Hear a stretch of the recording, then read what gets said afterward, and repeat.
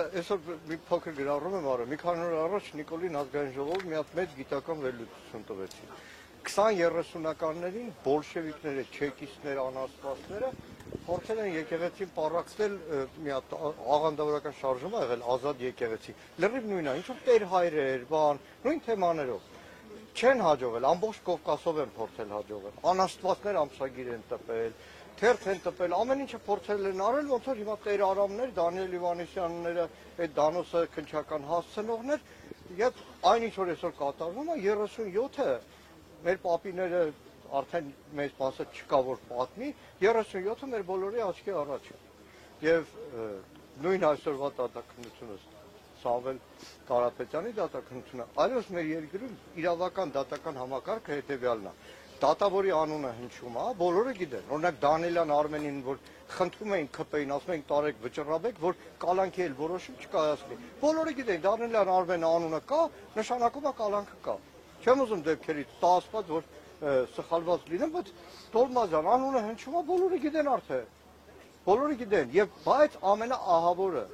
այն տուն պահող բոլոր անաստվածները, քննիչ, այն դիմակ հակած ԱԱԾ-ականները թող հասկանան, որ տեսախցիկի առաջ են դիմակով։ Գնում են տուն երեսներին երևի տուննել են թքում։ Թող չարդարանան տուն են պահում։ Ոչ մեկ ԱԱԾ պետի, քնչականի պետից մինչև վերջի ստահակ։ Ասում պետությանն ենք ծառայում։ Պետությանը չեն ծառայում, Ստալինին ժամանակել են պետությանը ծառայում միլիոնավորների գլուխները։ Բոլորը։ Եվ այսօր մեկ էլ տեսնում ես փորձ է արվում։ Այդ ծառայամիտները որոշ դեպքերում փորձում են չքնեղանալ, փաստաբան են դառնում, արդարություն են փորձում պաշտպանել։ Այսինքն հարցը ասում եմ միտեղ, որ փաստաբանը նստած է մի քանի ամիս առաջ դիմացի դատախազի աթոռին է նստած, նույն անարդարությունը գործում է։ Եվ այս բոլոր տարիներին եղել են արդարություն, բայց այդ ձևի ցինիկություն հաստատ չի ներվելու։ Այդ պատի տակերով իրենք չեն քայլելու։ Չի ներել, դուք չեք ներելու, ես չեմ ներելու, իմ երեխեք չեն ներելու։ Համար ինչ քայլեր եք անում։ Ջան, խորհրդարանական ընդդիմությունը մասնավորապես ինչ է անում այսօր առավոտյան տեղի ունեցած գործողություններից հետո, մասնավորապես նաև որ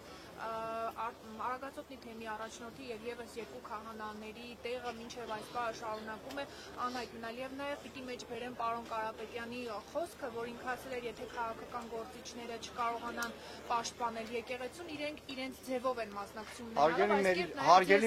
Հարգելի Մերի ջան, եկեք հիշենք Միքայել Սրբազանի ԱԱԾ-ն, որ փորձում էր մայրաթորից դուրս հանել, այդ օրը վերհիշենք ու հարցնենք ընդդիմությունը ինչ անում։ Ես կյանքում չէի մտածի, որ որևէ Սրբազանի թիկնապահություն եմ անելու կամ ձեռնամարտի են բռնվելու մայրաթորը պաշտպանելու համար, որտեղ գրքերում էի կարդացել, որ 1903-ին ցարական Ռուսաստանում վանքապատկան գույքերը բռնագրավելու համար հարձակվել են եկեղեցիները։ Փառք Աստծո, որ դաշնակցական եմ, 1903-ին մեր դաշնակցականներն են պաշտպանում։ Շնորհակալ եմ։ Մանուկյան մի հարցն եմ, էլի։ Աշազադեի հայտարարությունը, որ եկեղեցուն ռևանշիստ էր անվանում, որ ասում էր, այ իրենք են, որ խաղաղության գործընթացին են խանգարում, դուք այդ հայտարարությունը կապում եք այսօր տեղի ունեցած հոգևորականների։ Նայեք, Ալիևի հայրենակիցը պարբերաբար Հայաստանում իրականացնում է անօրինականություններ, ազգային արժեքների, գաղափարների վրա հարձակումներ, երբ որ շատ հաճախ Բաքվից ազդանշան է լինում, սա արդեն երկրորդ դեպքն է, Փաշազադեի մայրաթորի հայ առաքելական եկեղեցու դեմ հարձակումը եւ դրան հաջորդած Հայաստանի իրավապահ համակարգի Նիկոլի թելադրանքով,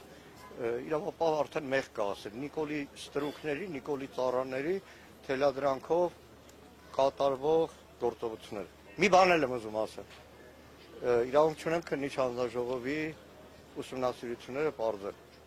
Այստեղ ոստիկաններ են կանգնած, որ վստահաբար իրենց երեխաներն են կնքված, պսակ են արել, շատ հաճախ այդ ոստիկանների հետ անցնող տարիներին բախում ենք ունեցել, իրանք էլ են ասել, որ տուն ենք պահում, բայց մի բան, որ արդեն դատախազություն հարցում եմ արել։ 44 օրյա պատերազմում առաջնագիծը լքած ոստիկանական ստորաբաժանումների, ոստիկանության զորքերի, ներքին զորքերի քանի զինծառայողի նկատմամբ է հարուցված քրեական գործ։